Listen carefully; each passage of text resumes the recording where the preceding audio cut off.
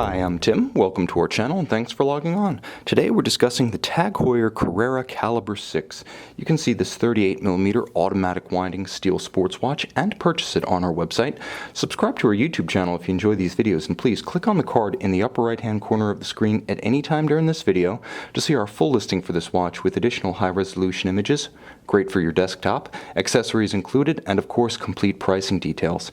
Now on my wrist, 6 1/3 inches, 16 centimeters in circumference, this watch is incredibly well proportioned. It has the gorgeous and distinctive thrusting square-cut lugs from the original 1963 Carrera. That's what ties this watch to that seminal Heuer model, not Tag back then. Nevertheless, it's managed to endure to the present day simply because the proportions of the lugs, the shape of the lugs, and their severity in relation to the sensuous curve of the bezel have simply made the shape of the Carrera something that captures the imagination and transcends generations. Now, the watch does feature a 38mm case, so if you are a traditionalist, I'll be totally precise. It's a 38.5mm case, so it's beautifully sized for those who rebel against the modern oversized sports watch phenomenon. 38.5. It's also wonderfully thin. The watch is only 12.5mm thick, and you'll note that with a sloped bezel and a sloped sapphire, a tight sleeve can easily get a running start up and over the flank of this case. It's very easy to wear with a suit. Now from lug to lug, it's also compact, 46.5mm across the wrist. This one is perfectly suited for those who, like myself, are slight of forearm.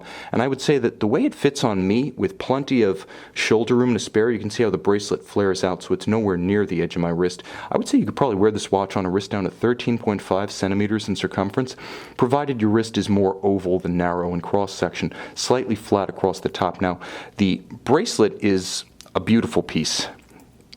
It is tapered, as you'll note. As it moves away from the case, the links do have a nice diminishing step to them. There's a nice differential finish employed with polished highlights. It's not dominated by polish, it's used as an accent, like jewelry, and the dominant finish being satin or brushed finish on the shoulders and center.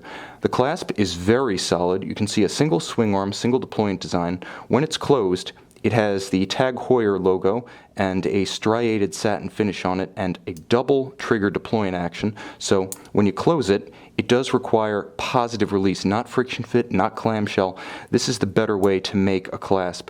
Lower in profile, and although a little bit more complicated than a clamshell, so much more satisfying to use and very secure when closed. You'll also note it is remarkably low in profile, so for those of you who are prone to desk diving, it's sort of out of the line of fire. So, designed for long-wearing durability in addition to handsome wearing.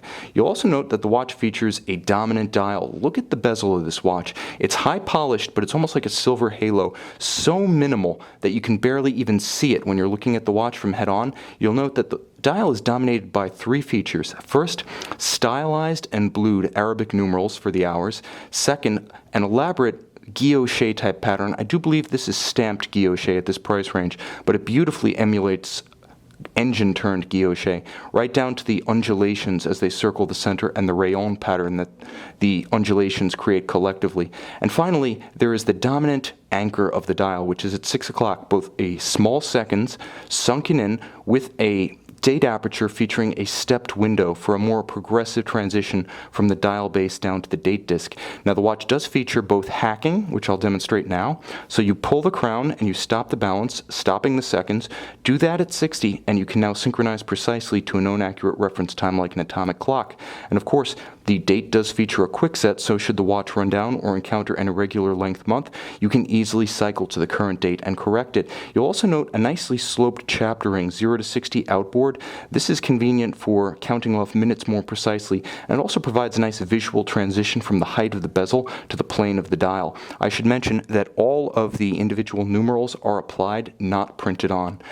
The case is nicely finished, principally in high polish, with a little bit of a satin finish contrast at the ends of the bracelet, but the dominant polish of the case is precisely that, high polish. So it makes the most of its size. In spite of being very traditional and moderate in size, it has a very pronounced, striking, and handsome visual signature. It's not an anonymous watch in spite of its simplicity and size.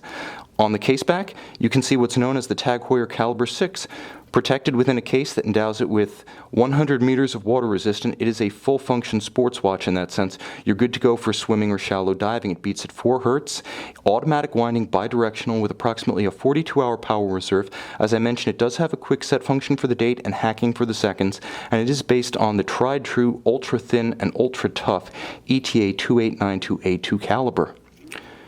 You can see this Tag Heuer Carrera Caliber 6, stainless steel, 38.5 millimeters, automatic winding, very handsome, traditionally inspired with modern fit, finish, and materials, and you can buy it on our website.